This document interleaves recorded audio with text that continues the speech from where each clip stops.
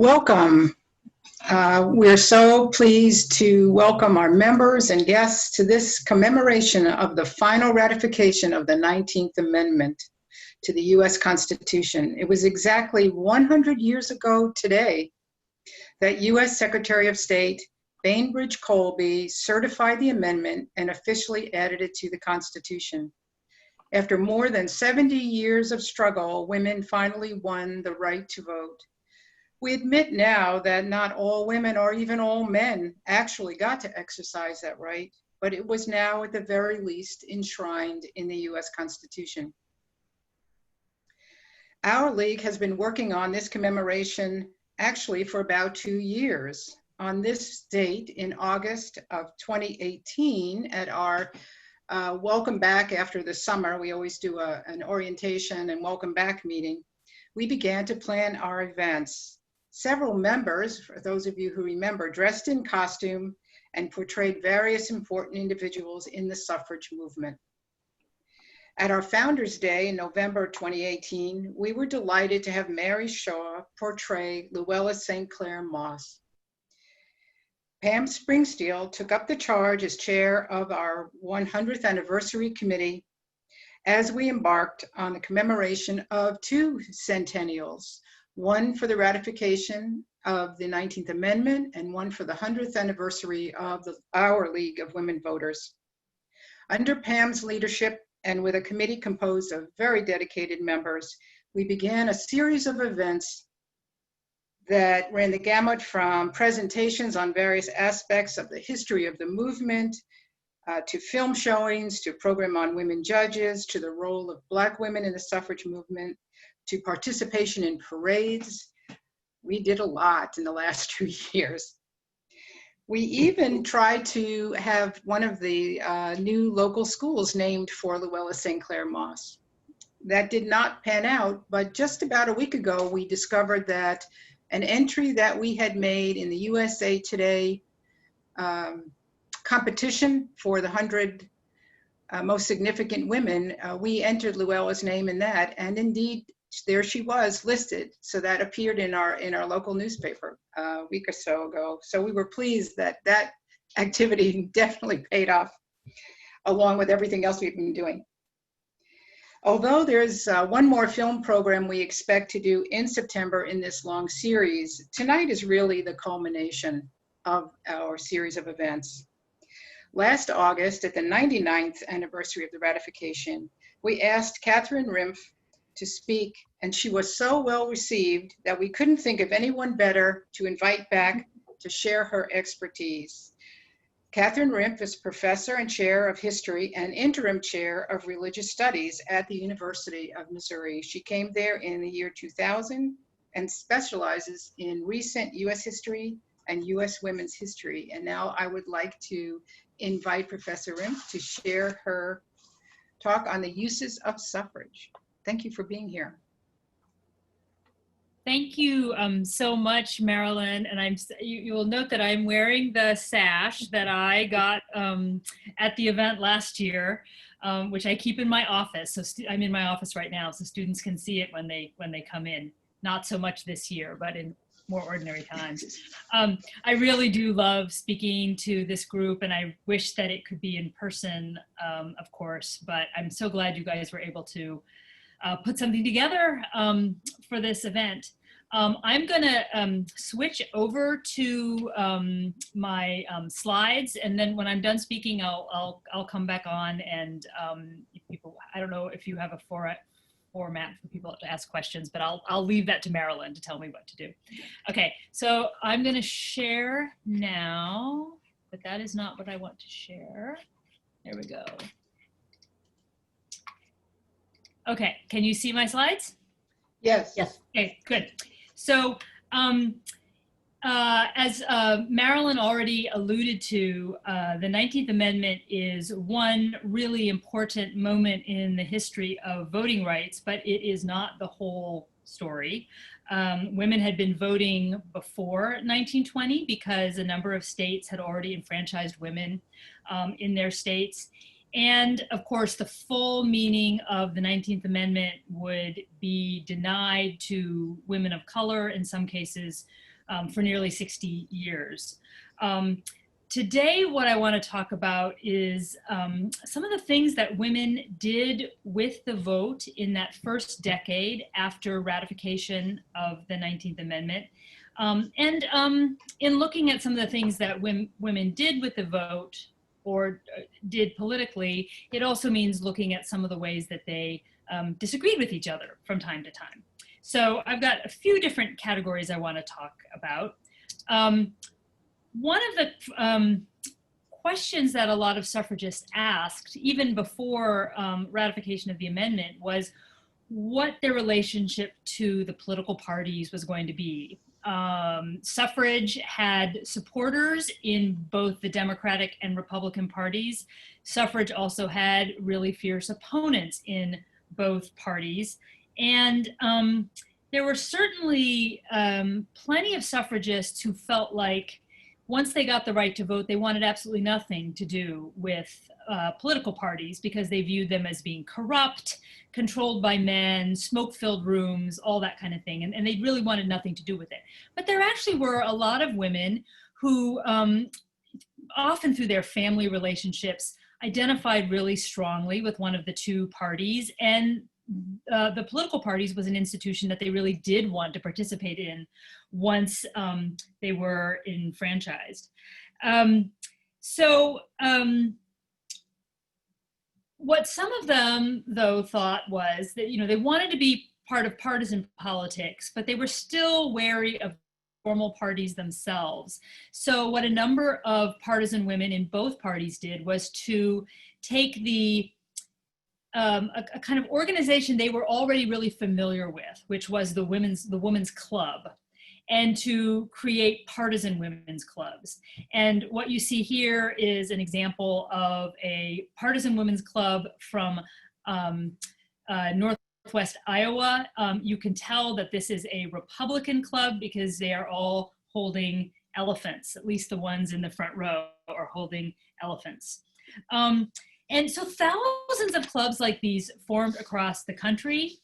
Some were actually formed by the parties themselves as a way to mobilize women. And they were formed specifically to promote either the Democratic or Republican Party. But as I've already said, a lot of these women felt like they really didn't want to be so closely associated with the formal parties. So they wanted to be a Republican women's club, but still be kind of independent and feel free to criticize the party, which is something this particular club did quite a lot. They thought the Republican Party in Iowa was weak and ineffective, and that they stood for something different. So these clubs form in both the Republican and the Democratic Party, definitely. Among Republican women, it was both Black and white women who formed clubs, not integrated clubs, but Black women also formed very strong partisan clubs. So that was one approach for joining the parties, but the official parties were also quite intriguing to women activists because what many of them believed was that if they wanted to be effective politically, they really needed a seat at the table in the parties that were writing platforms, choosing candidates. In 1920, women in both the Democratic and Republican parties wanted the national committees of their parties, the RNC and the DNC, to expand. Previously, the RNC and the DNC were made up of a committee man from each state.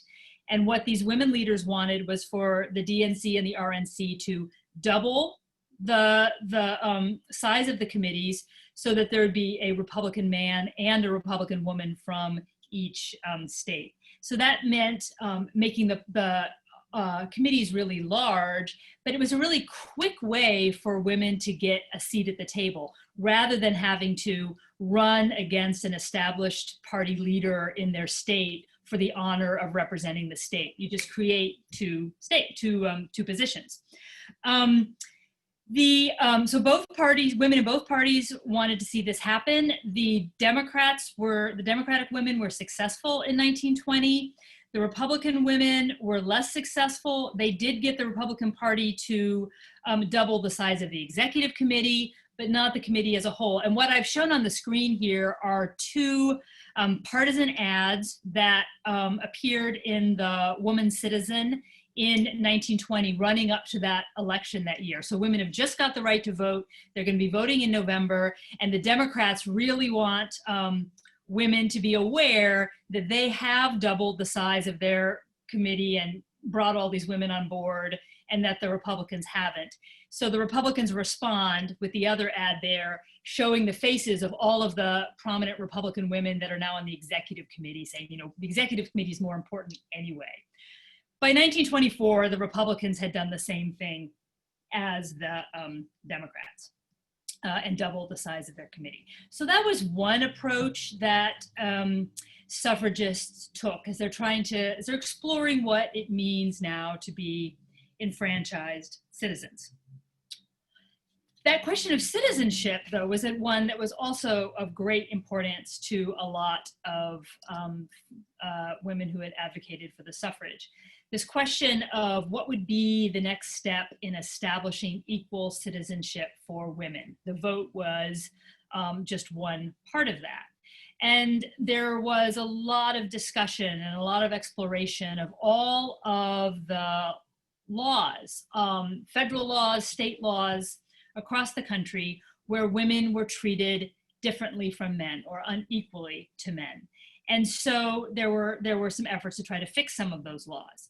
The League of Women Voters in the 20s worked to get state laws changed so that women not only got the right to vote, but also got the right to hold office. Those didn't happen at the same time in every state. They also campaigned to get women the right to serve on juries under the same terms as men. One of the most important pieces of legislation that the League of Women Voters and other women's groups pursued in the 20s was the Cable Act. A woman named Ethel Mackenzie, who was born in California, so she was a US citizen, she had married a British subject. And in 1911, when California granted suffrage to women in the state, that's when California did it. So the next year in 1912, Ethel Mackenzie went to vote. And she was denied the right to vote under a 1907 law that said that American women who married aliens, foreign-born men who were not US citizens, that if they did that, that they took the citizenship of their husbands. So according to this law, Ethel Mackenzie, although she was born in California, was no longer a US citizen. She was a British citizen and so couldn't vote.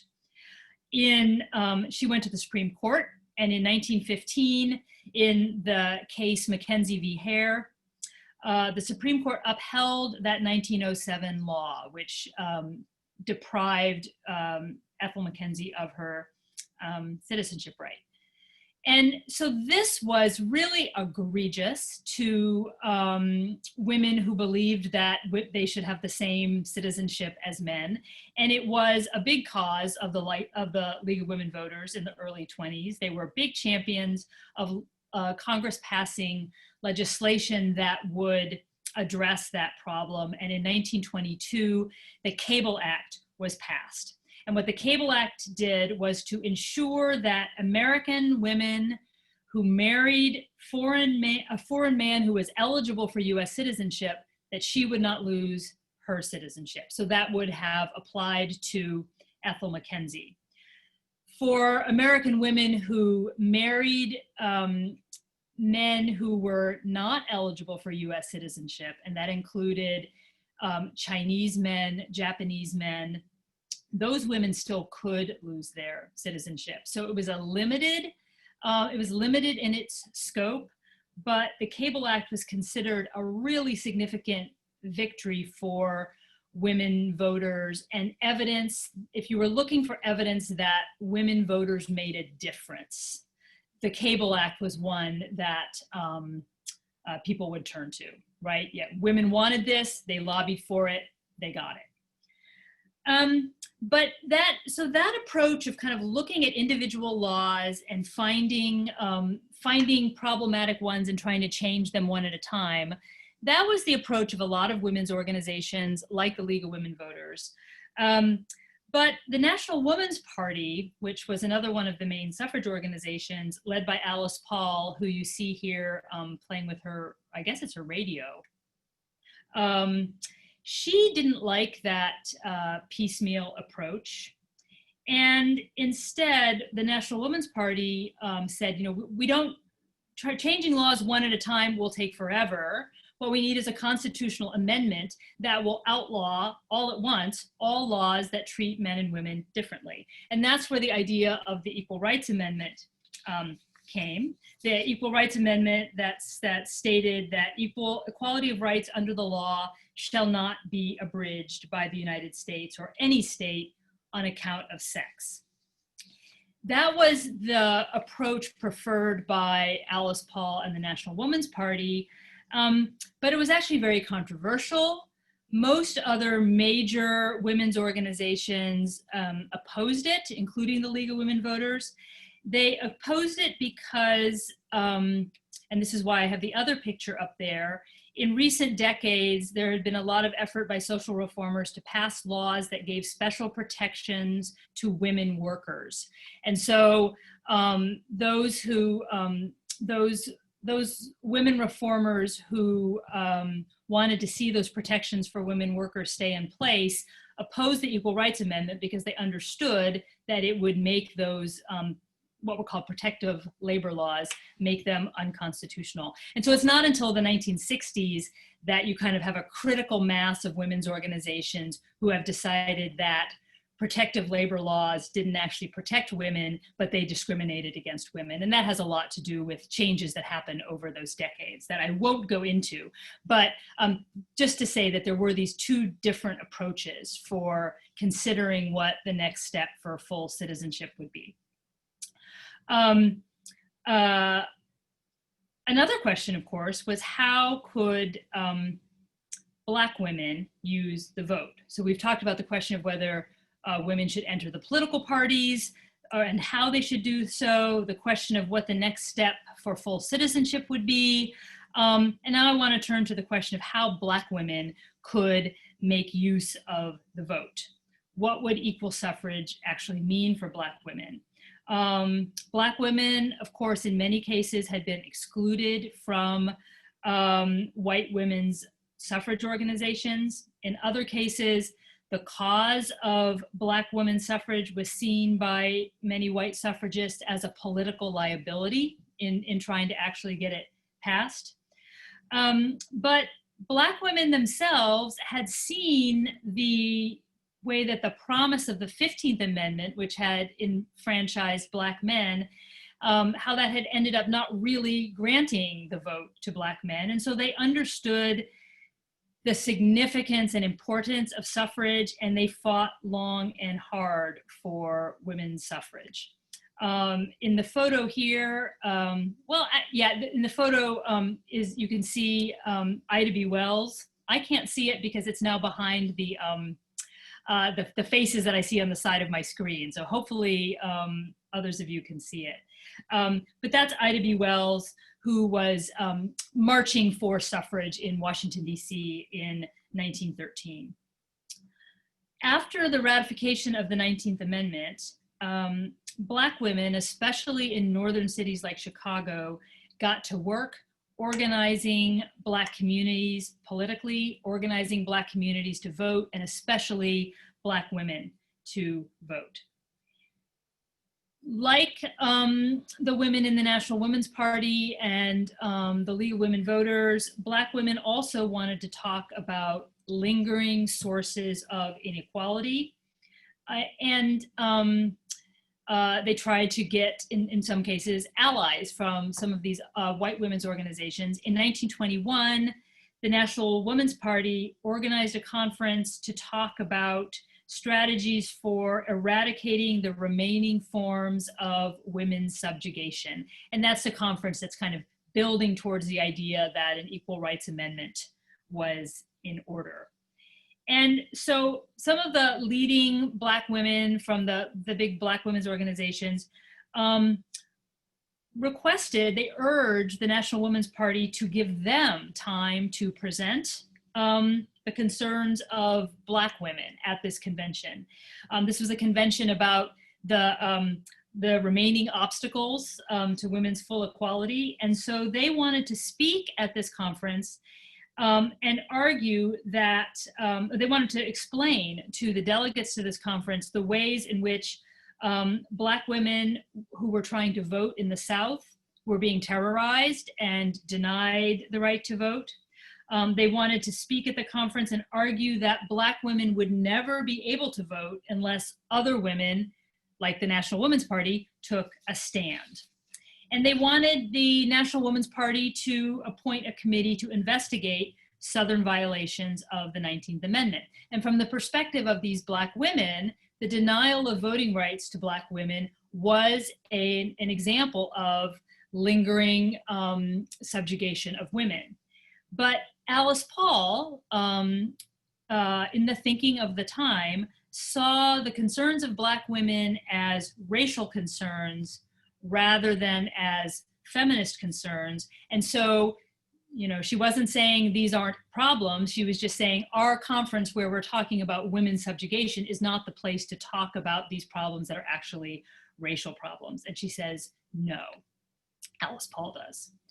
And to me, I think this suggests a problem with the way that voting rights has been framed in the United States.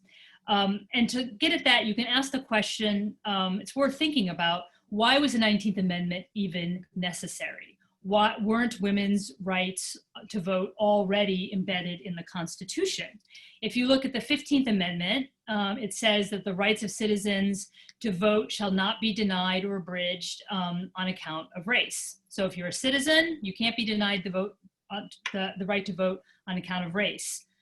The 14th Amendment had made it clear that women were citizens. All persons born or naturalized in the US are citizens and are entitled to equal protection of the laws. So you could infer from those two amendments that women were citizens and they were therefore, they had the right to vote.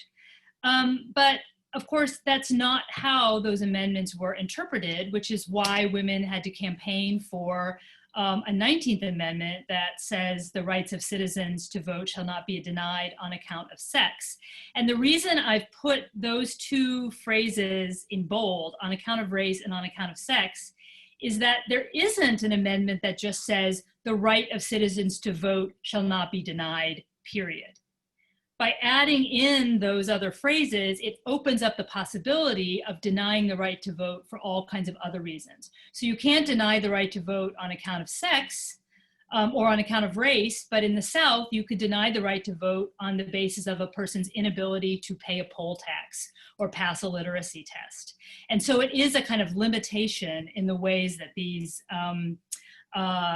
amendments were written. So the suffrage movement had been racially divided.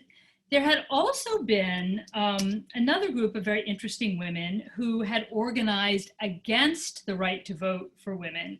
And I think one of the ironic things about the 19th Amendment is that while Black women like Ida B. Wells, Mary Church Terrell, they worked tirelessly for voting rights. Although they had done all that work, Black women as a whole were not always able to exercise their votes. Meanwhile, you had another group of women who organized mightily against women's suffrage, but they were enfranchised along with everyone else.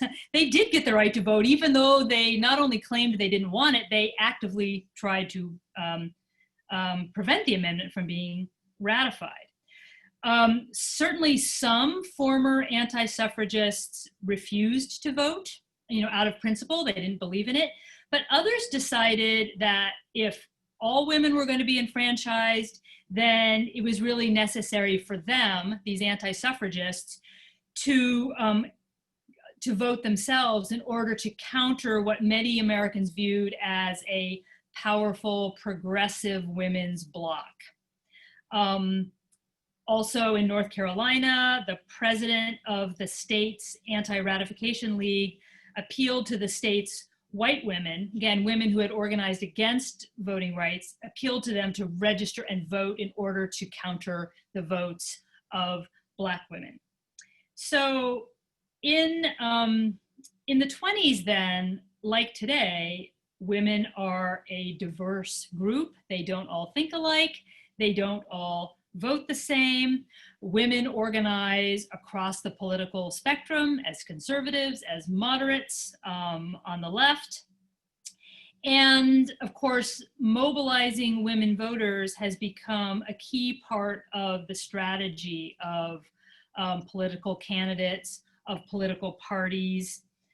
So maybe many of you saw this. It was quite surprising to me anyway, that at last night's RNC proceedings, they included a speech by Abby Johnson, an anti-abortion activist, who has proudly articulated, and you can see her doing that here in her tweets from last night, she's proudly argued for a return to what she calls household voting. That is the idea that there would be one vote per household, and if the husband and the wife don't agree, the husband would get the vote, which is a position that was really quite similar to what a lot of those anti-suffragists were arguing at the turn of the century, or in the 1920s, or yeah, turn of the century. So we will watch and see. I don't really think that this is an idea that's going to catch on, but I thought it was quite interesting that she was tweeting these things right on the eve of the 100th anniversary of the ratification of the 19th Amendment. But I do not want to leave her on the screen, since we are here to celebrate the 19th Amendment. And instead, I am going to leave you, my last image here is of League of Women Voters, women in the 1920s, doing what they continue to do, which is educating voters and encouraging them to make their voices heard.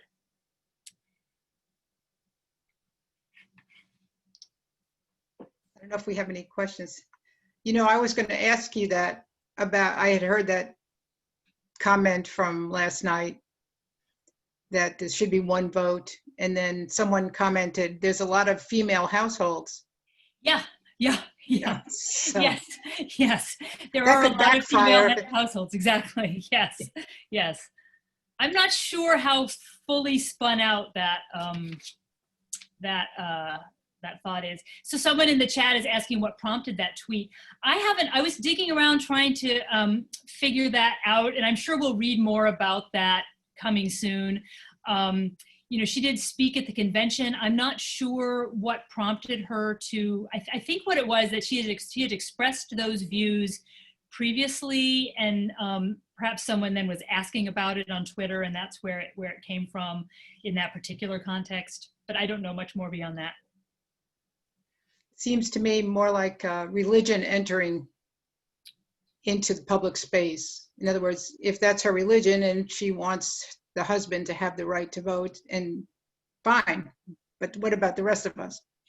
Well, well, exactly. I mean, you know, it's one, and I don't think she's, I don't think she's seriously arguing that the 19th Amendment should be repealed, but I think she is advocating that idea, that I think it is really rooted in a particular religious worldview, that the man is the head of the household. And of course, women in those families can voluntarily choose to not vote if that's what they prefer, I suppose, yeah. Right. If anyone in the audience has a question, we'll have to take a few minutes. Nothing was posted other than what prompted that tweet, so give it a moment. What I found really interesting was right at the beginning, the political parties. Yeah. That was amazing. Yeah, you know, I wrote a whole book about that particularly. Yeah, about what women do to try to enter the political parties after suffrage. And it really is interesting because they're really torn. One of the things they're really torn about is, you know, we have equal rights, we're equal to men. So we want to enter the parties on exactly the same terms as men. That's how we show that we're equal. But they also recognize that if they take that route, it's going to take forever for women to get any representation because men have all of the are so established in their roles as candidates and in the parties, and so they settle on the strategy of saying women are different and the party needs to have these special slots for women. And there's a lot of women are very conflicted about that, about whether that's the right route. Is it the right route to go to achieve equality, to focus on difference? And that's a perennial debate. Hasn't gone away. Okay. Well, thank you so much. There's a question, It's a question. In answer. How is the league doing currently with Black women?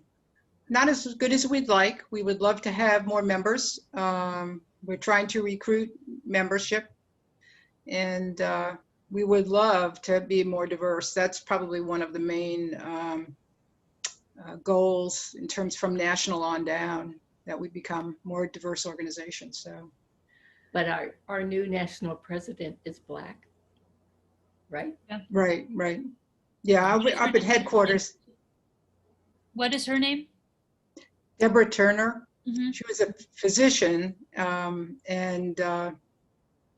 yeah, she's the new president, so it's great. It's really good. I think the organization has had this reputation, but in the cities, for example, St. Louis has a lot of African-American members, and I regret that we only have a few, and we should do much better than that, because we would love to have relationships.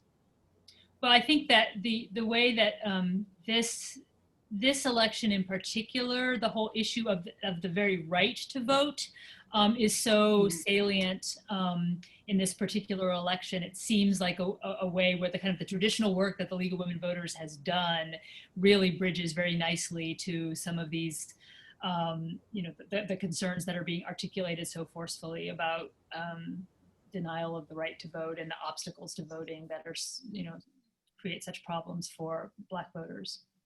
Absolutely. Actually, a number of the aspects in terms of legislation, the League, the State League, and the NAACP have partnered in some lawsuits in the last couple of years against voter ID, trying to get rid of the notarization requirement on the mail-in ballots and that kind of thing. So that's a really great partnership. So, all right, let me see if there was any other questions. And were African-American women successful in voting initially, more in the North and the South? Did the northern states have poll taxes? Right. So yeah, the poll taxes are mostly a Southern thing, and it is the northern cities where African-American women are so active and are, in Chicago, are successful in electing Black men to office.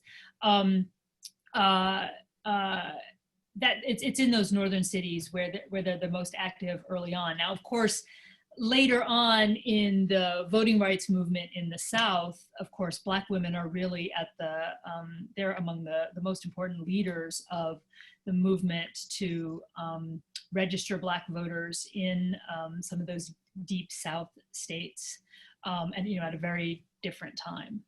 Mm-hmm. Right. Well, thank you so much. We really appreciate your joining us again. We are always delighted to see you and hear from you. Well, I really do enjoy doing it, and I'm sorry that I can't see the whole audience, but I'm so glad that so many people have turned out. Great. Thank you so much. All right, we'll proceed with our program. We're going to do our annual meeting. For those of you who may or may not know this, in our bylaws, we're supposed to have our annual meeting in April.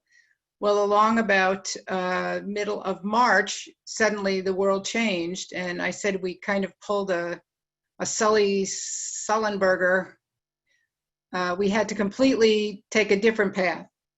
So we ended, and Zoom was not yet that known. I don't think we even knew about it. So we went to take care of some of our business, that was required. We had to have a vote on our board members and officers and our budget, and then there was a bylaws change. So we proceeded with that, and we had a really nice response email, and also those members who needed paper ballots, they also responded. So that was a really positive thing.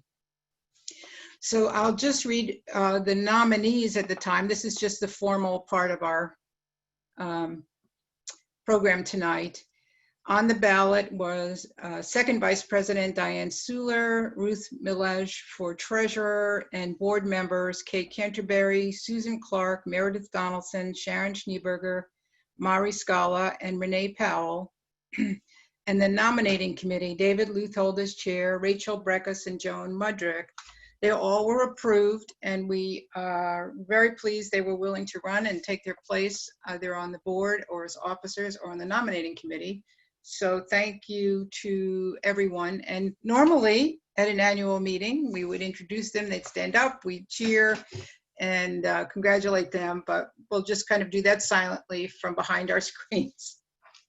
One of the other things that we do at our annual meeting is to present the Eleanor Googe Award for exemplary service to the League. So this year, we are so pleased to present the award to Pam Springsteel. So I'll read a little bit about her, if I may. Pam is a longstanding member of the League. She has served on the board for many years and has chaired the fundraising committee and the hospitality committee. But most notably, since August of 2018, Pam has served as chair of the 100th Anniversaries Committee. And of course, this was one of those events that was part of a series that were under her leadership. We had many excellent programs, special celebrations, and these have been presented for both our membership and for the general public.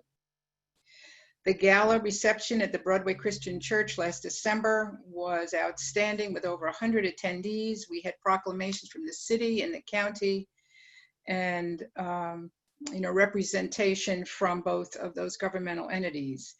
Another memorable event was the Equality at the First Baptist Church in honor of Susan B. Anthony's 200th birthday.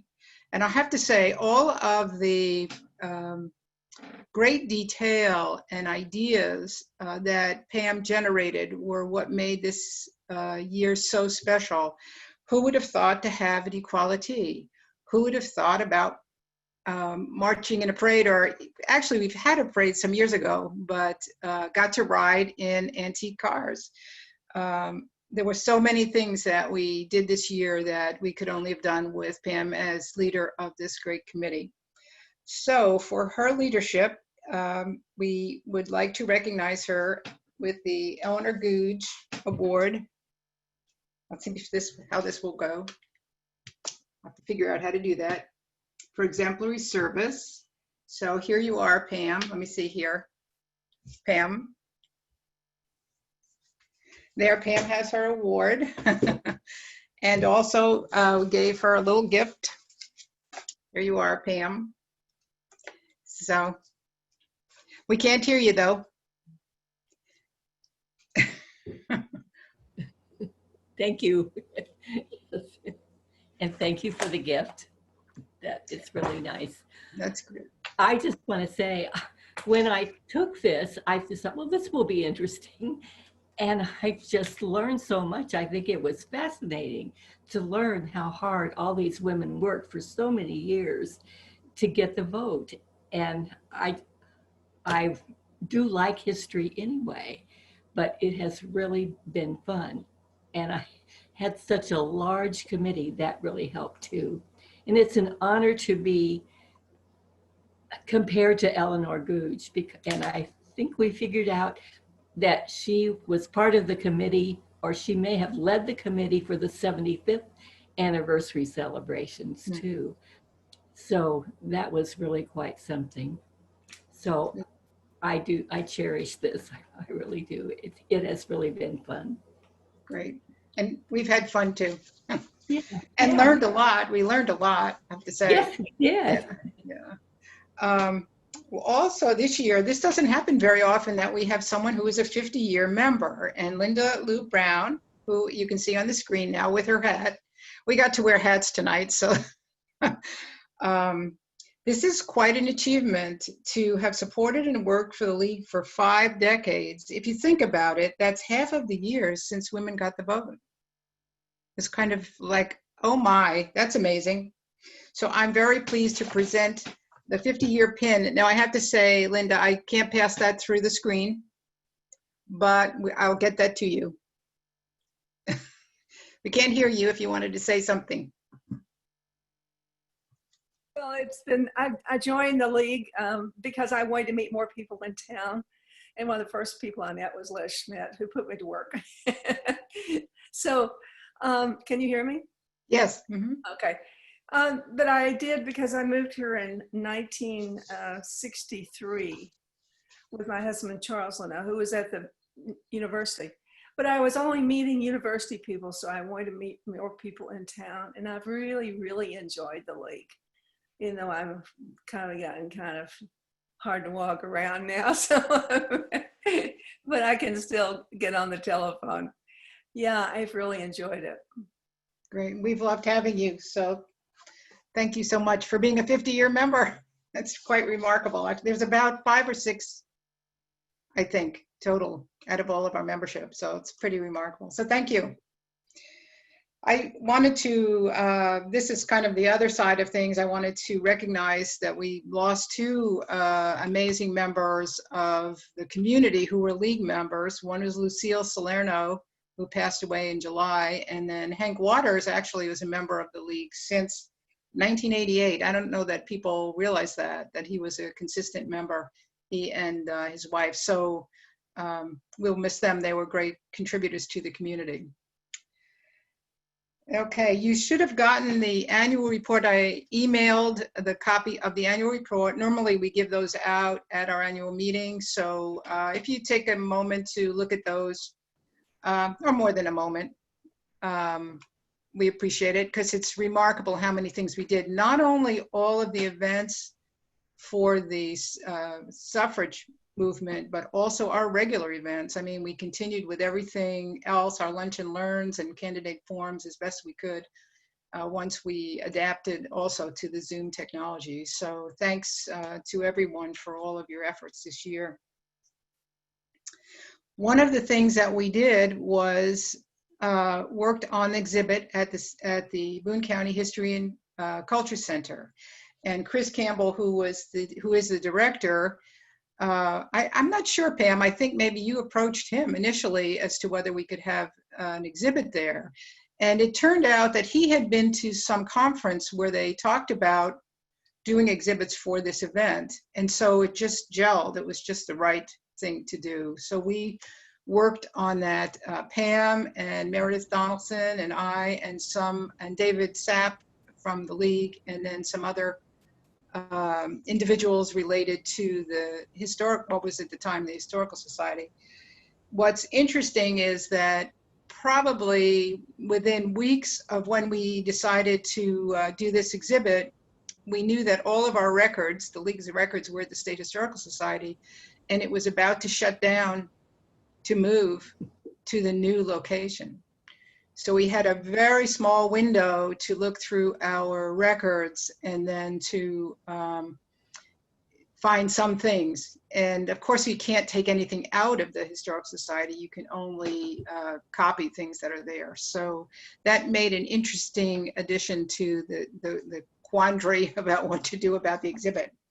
But I think we were very creative and are managed to tell the story. So what we're going to do now is watch the film.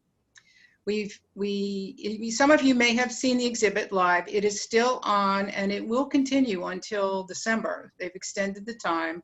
They have limited hours and I think limited numbers of people who can be there at a time if you haven't seen it. But if you haven't seen it and you won't be able to get there, we did a video about it.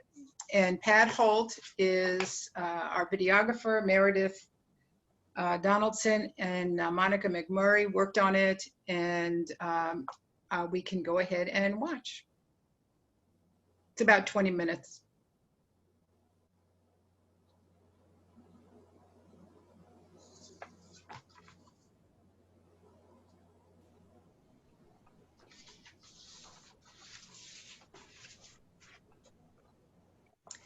Watch for some cupies.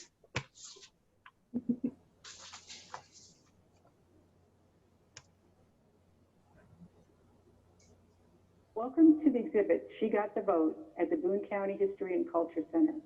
This exhibit commemorates the winning of the vote through the 19th Amendment to the Constitution.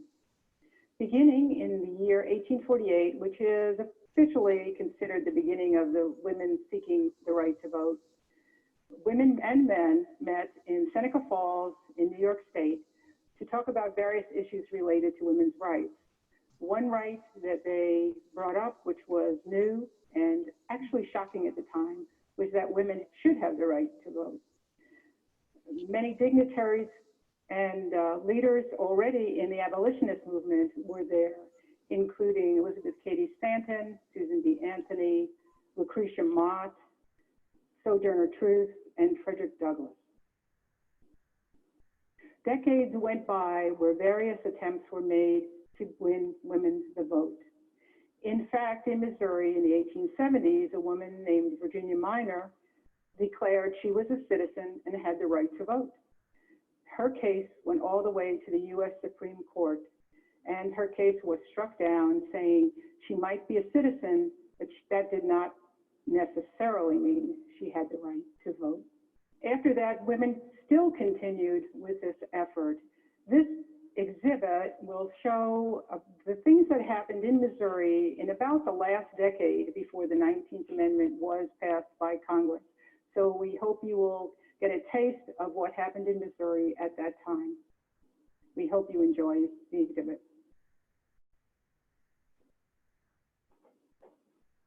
Let's focus on Missouri. These two exhibits remind us that Missouri women in all walks of life, on the farms and in the city, were involved in the movement. This replica of a farm highlights the role of the Progressive Farmers Association of Missouri. The WPFA was formed in 1920 by a small group of women impressed with the Missouri Farmers Association, one of the first groups to support equal voting rights for women. It seems no accident that the colors of the flag of the WPFA were the colors used by the Equal Suffrage League. This room includes not only a WPFA flag, but objects that are often seen present in a farm woman's home. The Registered to Vote placard in the window was given to women as they registered in hopes it would encourage other women to register to vote. In the cities, parlors became meeting rooms. The Columbia Equal Suffrage League had its first meeting on November 16, 1912. They met in churches and other public buildings, as well as in the homes of members who were committed to getting Missouri legislature to support the 19th Amendment. The documents you see here are from the pages of the January 1919 minutes of the group. Columbia, along with many other cities in the state, had its own organization of suffragettes. So we'll share a little bit of information about Columbia's early beginnings. The Columbia Equal Suffrage Association was formed in November of 1912. The first president was Dr. R.H. Jesse, who in 1908 had recently left his position as president of the University of Missouri, but was very involved also in the suffrage movement in Columbia. He, along with other local ladies, were there to form this organization. Helen Guthrie Miller was elected chair, and Luella St. Clair Moss, who we'll hear a little bit more about later, who was then president of Christian College, was elected vice president. Helen Guthrie Miller was actively involved in the suffrage movement outside of mid-Missouri. She was president of the Missouri Equal Suffrage Association and the first vice president of the National American Women's Suffrage Association. She traveled the state of Missouri to collect pro-suffrage petitions to present to the Missouri legislature. Here's an interesting story, kind of a funny story, really. Rosa Ingalls became the second president of the Columbia Equal Suffrage Association. She planned a large event in October 1914 that would feature Jane Addams, who was a nationally known speaker and had a reputation for delivering speeches that could persuade anti-suffrage proponents to change their views.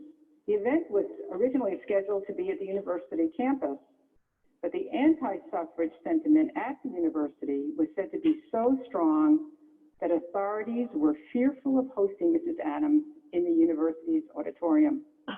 For that reason, the Columbia Opera House at Hitton Broadway was hurriedly secured.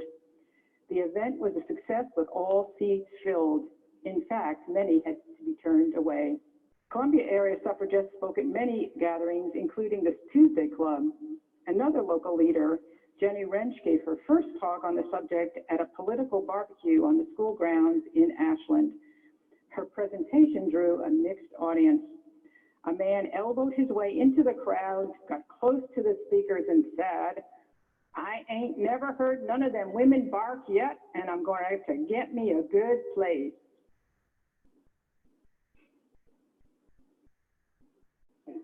Endorsements from organizations such as the Farmers Alliance, the State Teachers Association, and the Prohibitionists led the Missouri suffragists to believe that public opinion about voting rights for women was improving. By 1913, they felt confident that there was enough support to ask the Missouri General Assembly to submit the question of enfranchisement for women to the voters. Their petition drive for a resolution to the General Assembly reportedly secured 6,000 signatures from St. Louis and 14,000 from the rest of Missouri. The petition received near unanimous support from both the Missouri State, Senate, and House committees, and the resolution moved forward for a vote. The initial vote was favorable in both houses, but the last week of the session, the Senate moved to reconsider their endorsement. The resolution was sent back to committee, effectively killing the bill. And what we're going to see amongst Missouri women over time is that there's going to be a highlight, they're going to get pushed back down, and then we're going to see them come across even stronger and do the Missouri Show Me. But immediately after the defeat, suffragists changed their approach and made plans for collecting 23,000 signatures on an initiative petition, which would submit the measure directly to the people through a ballot initiative. The suffragists formed flying squadrons. They traveled to specific communities where they went house to house in automobiles and on foot to gather signatures. When they finally reached the required number of signatures, plans were made for a representative from each congressional district to go to Jeff City for the presentation of the petitions to the Secretary of State. Each district had its petitions wrapped in white tissue paper and tied with a yellow ribbon. Reporters were on hand, but those who came laughing went away, sobered by the earnestness and dignity of the ceremony. Up until this time, there were some who assumed the women of Missouri did not want suffrage. But the notion was firmly debunked by the presentation of the petitions, whether the petitions came from the city or the farm, whether they were circulated by school teachers or college students, housekeepers or society matrons. These petitions prove that Missouri women did indeed want the vote.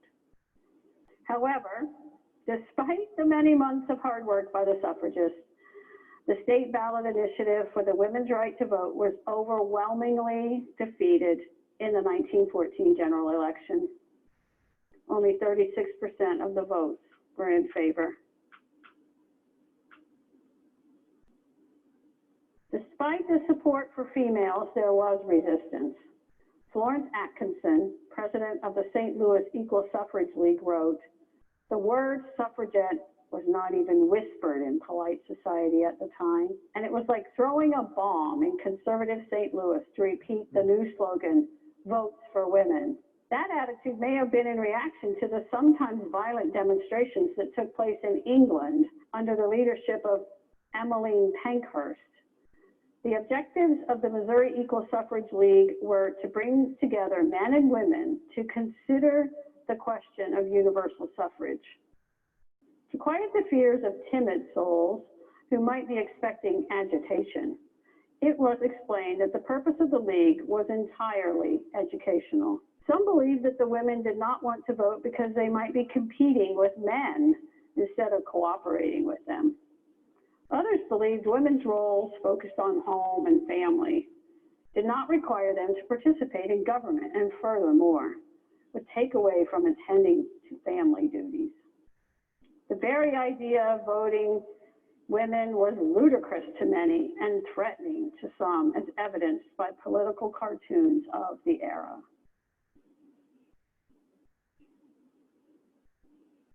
In 1840, Queen Victoria wore a white dress to her wedding.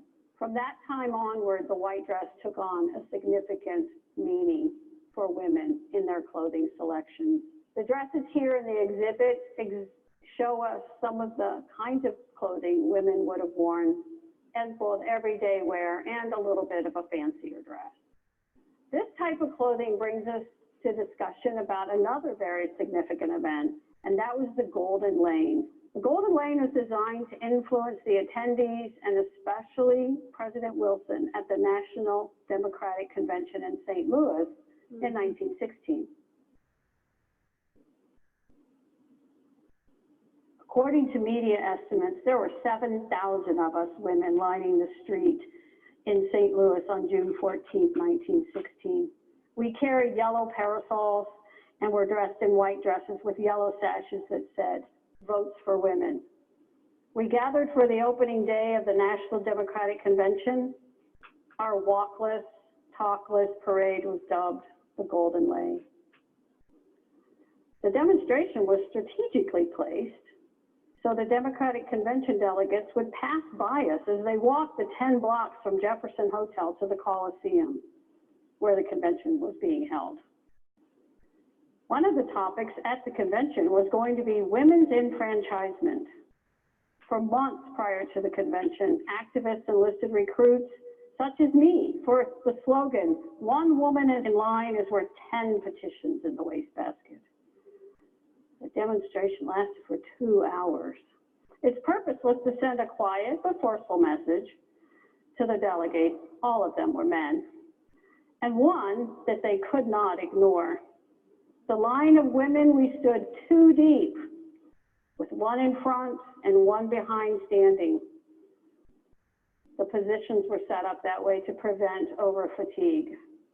7 months later, in January of 1917, suffragettes organized by Alice Paul and the National Women's Party began 2 years of picketing in front of the White House to convince President Wilson.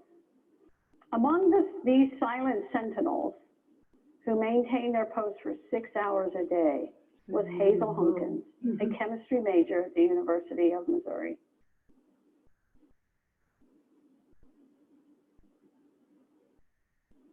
Although the ballot measure for women's enfranchisement failed in Missouri, the suffragists continued to press forward. In 1917, a bill for presidential suffrage was introduced to the Missouri legislature. The House passed the bill 87-37, but the Senate defeated it. This seemed like another setback, but success came with the passage of the Susan B. Anthony Amendment to the National Constitution.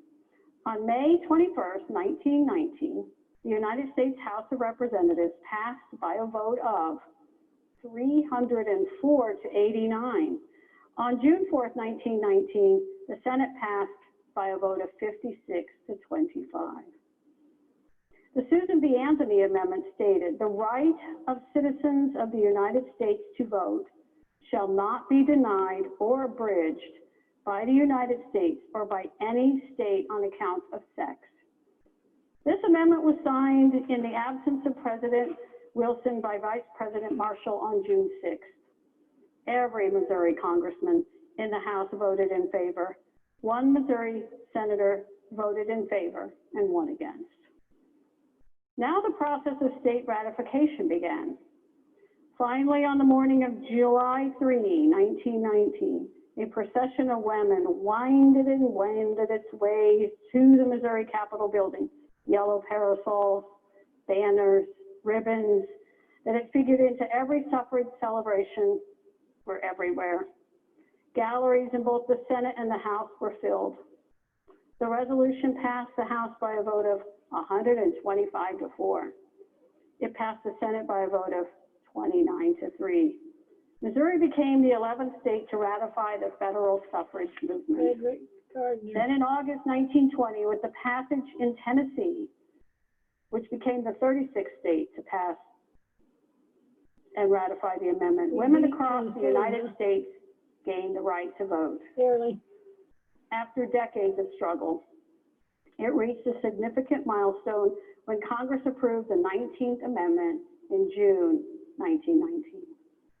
The 19th Amendment was ratified and adopted in August 1920, yes, just 100 years ago. And women in America could finally vote. That was just the beginning.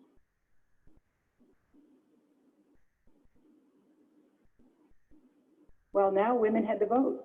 What would they do? Was their work done? It wasn't done yet. In fact, it was just beginning. Carrie Chapman Catt, one of the great leaders at the national level, determined that work was still to be done, and she set about forming a national organization called the League of Women Voters. This organization then had local chapters, state chapters, and the national, all working together to make society better. They took on issues of public policy as they always had been wanting to do, but had no power. Now they had the power of the vote. So from the very beginning, whether it was health care for the poor, whether it was good food, whether it was safe food, whether it was topics such as women serving on juries, whether it was funding for education, whether it was raising salaries, whether it was equal rights for women, equal pay for women. These were issues that bubbled up right from the beginning. In fact, some of them we're still working on as a nation.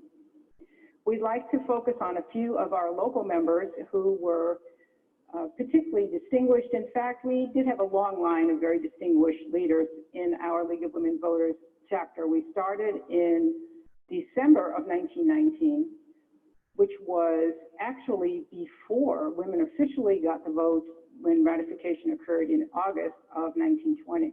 So we're proud to say we were there before it was really official. One of our leading lights at the very beginning was Luella St. Clair Moss, and we've mentioned her a little bit earlier as a leader in the suffragist movement locally and at the state level. Women got the vote in 1920. In 1922, Luella St. Clair Moss, who had been the president of Christian College, now Columbia College, and had made an excellent reputation for herself around the state, determined to run for U.S. Congress. This was the first woman who ran for a national office just 2 years after women got the vote, which is extraordinary if you think about it. It took many years before a woman actually did become elected at the national level. She did not win that election, but she ran an amazing campaign and almost won, and she was running against an incumbent. So we are quite proud of her and always want to recognize her. We have some other members in our cabinet in the display. We have Jenny Wrench and Ella Victoria Dobbs. Some of these women were faculty members, and if you consider the status of women as educators in higher ed at the time, we were really fortunate to have these women participate in this organization and in our community. As the years progressed and different issues came up, some other great leaders were Dr. Nola Haynes, who lived to be 100, by the way. She voted in the first election for women. Gertrude Marble, we call her Gertrude of the 3 M's or 4 M's. She had several husbands, all whose name began with M. So we always kind of amused at that. She was a wonderful leader. And more recently, Carolyn Loosehold, Liz Schmidt, and Joe Sapp were extraordinary leaders in the community, not just for the League, but for other things that they did within our area and beyond at the state level. So we're quite proud of them. There's no way to summarize 100 years in a display case. And in fact, almost all of our records are at the State Historical Society. And so if you want to learn more about our League of Women Voters chapter, you can find them there. However, we pulled some things that we thought kind of gave you a little hint about some of the things we've done over the years. We had chapters of the Junior League of Women Voters at the various colleges. And so even though they may not have been eligible to vote, remember, we didn't have voting until you were 21. And so a lot of the college girls were younger, but they joined because this was of importance to them and they wanted to be prepared for when the time came for them to vote. Some other things that we've done and many leagues do is have an observer corps. Those are individual members who participate by sitting in on city council meetings and various commissions and boards where they learn what those various activities of the different entities of government are doing and then report on them. To compile the reports, now everything of course is electronic, it's not quite as necessary, but observer corps is a great function that the league has always done. Other things is just informing our members and the public. We have published a newsletter for years, I think about 1935, we're not sure if much was before then, but that was a way to keep the public informed about what was happening. And then of course, when there were various issues, if the league determined to take a position and to advocate on particular public policy issues, the league would publish material for the public to learn more about it. Always looking to engage future voters, and you'll notice we have a great poster where a young person is being encouraged to vote, and these were distributed from the State League of Women Voters to all the high schools, trying to get young people to be sure to vote. This is a critical issue. Women fought for it for more than 70 years, and we have to treasure our ability to vote. So that summarizes some of what the League of Women Voters has done over the years as a result of getting the vote. And so we are just grateful that the vote came and that we are making great use of it.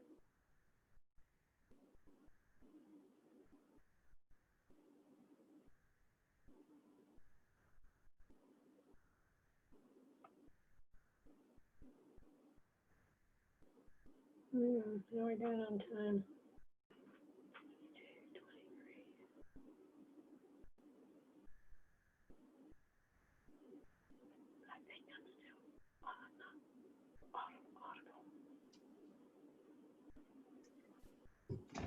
Well, we hope you've enjoyed the film. Can you, I don't know if people can hear me. I have to apologize for a couple of bloopers.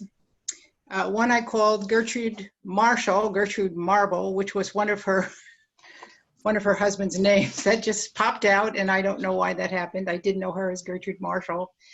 And Luella, just to clarify, Luella was the first woman to run in Missouri for a national position. I wouldn't want to make that claim for nationally, for every state, but certainly for Missouri. So those are just to clarify that. I hope you enjoyed the film. Now, before closing, we were going to have a song of suffrage. Last summer, for those of you who attended the meeting in August at the Historical Society, we sang some suffrage songs. Well, this year we're going to be sung too. And we have a recording by Martha Stanton and accompanied by Sam Buffalo singing a song by Dolly Parton on the 19th Amendment.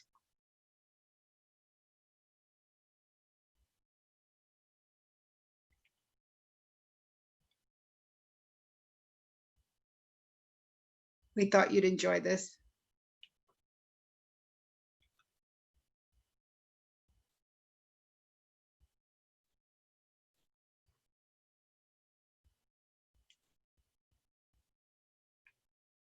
Sharon, she's muted.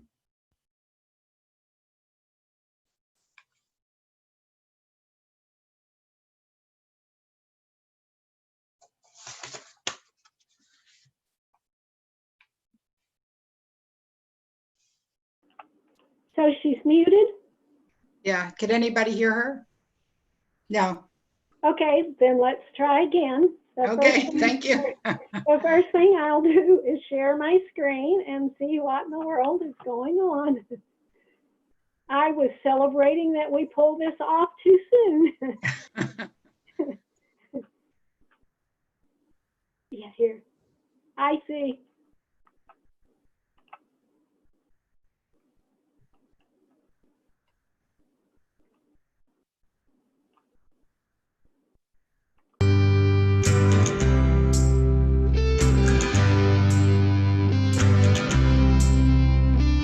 First they said we couldn't dance, then said we couldn't drink. And unless some man allowed it, they said we couldn't think. They said we shouldn't speak till we were spoken to. Well, there was just so much back then we weren't allowed to do. But at the first bite of that apple, I guess you feel the truth. That's when you got smart, and that's why Adam don't like fruit. But that old tree of knowledge had some limbs that broke. We had to fight for women's rights. They said we couldn't vote. It is the duty of the women of this country to secure for themselves the sacred right to vote. We've carried signs, we've cussed at times, marched up and down the streets. We had to fight for women's rights, wore blisters Yep. on our feet. We got tired of seeing all our dreams go up in smoke. Breathing's more than we could tote, having lives jammed down our throats. But that old dam finally broke when women finally got the right to vote. They said a woman's place was staying in her hut, washing, cooking, cleaning, wiping babies' butts. They said she'd never see the day we'd eaten up to men. But here we are, we've come so far, I guess we should have been. The first bite of that apple, I guess you feel the truth. That's when you got smart, and that's why I don't like fruit.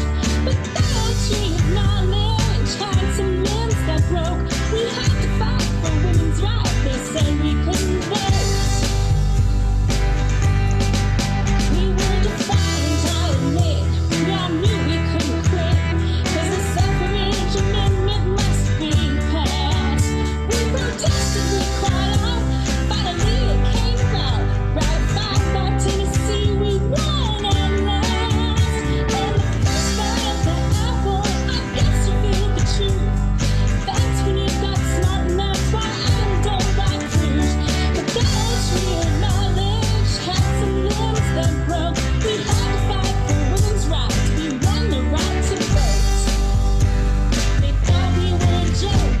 They tried to dash our hopes with every word they spoke. They tried to revoke a woman's right to vote. But we made it.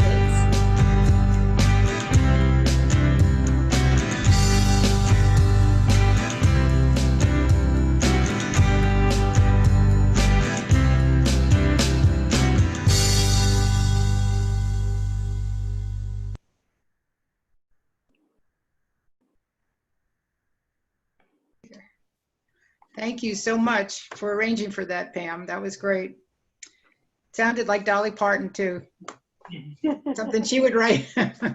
Well, in closing, I just want to thank all of you for coming to our event. And I want to thank all of our board members and our planning committees for all the work you've done. I won't enumerate them, but I must tell you how grateful I am to be working with such a great group of people. Thanks to Pat Holt, she was very patient with working with us on making the film. And Meredith Donaldson really worked hard at being our director and associate producer. So thank you both so much. And I must thank Sharon Schneeberger. She stepped up to the plate, you know, when we first discovered Zoom, and I was like, what's that? And I think it was Sharon who said, let's do it. And she's really come apace and has been so great. So thanks to all, and stay well. Don't forget to vote. If you can request your ballot right now, and if you know anybody who needs to know that, help them to find a way to get their ballot. On Saturday, the State League of Women Voters is going to have a similar event with a speaker talking about Virginia Minor, who was mentioned in the video. We will show this video again because other people in the state, we thought they might enjoy it, but maybe you would enjoy it as well. So thank you so much for coming to our event. Have a good evening.